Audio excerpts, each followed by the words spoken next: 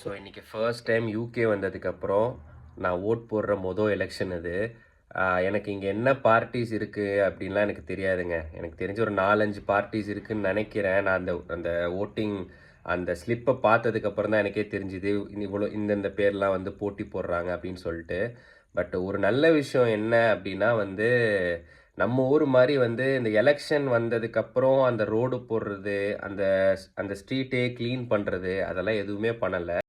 So vote கேட்குறதுமே பார்த்தீங்கன்னா, நான் online Instagram ரீல்ஸில் பார்த்தேன். அப்புறம் அந்த சில ஃபேஸ்புக் லைவில் வந்து எனக்கு ஓட் போடுங்க அப்படின்னு சொல்லி கேட்குறத தான் பார்த்தேனே தவிர, எங்கேயுமே நான் பேனர்ஸை பார்க்கல.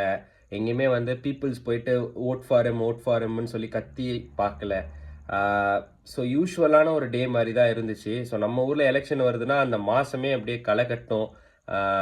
சாப்பாடு போடுறது, அப்புறம் பேனர்ஸ் வைக்கிறது, ஒரு திருவிழா மாதிரி இருக்கும். பட் இங்கே அப்படியே அமைதியாக நடந்து அமைதியாக முடிஞ்சிருச்சு. ஸோ இன்றைக்கி ரிசல்ட் சொல்லிட்டாங்க. நேற்று நான் ஓட் போட்டேன் ஆக்சுவலாக. இன்றைக்கி ரிசல்ட்டே வந்துருச்சு.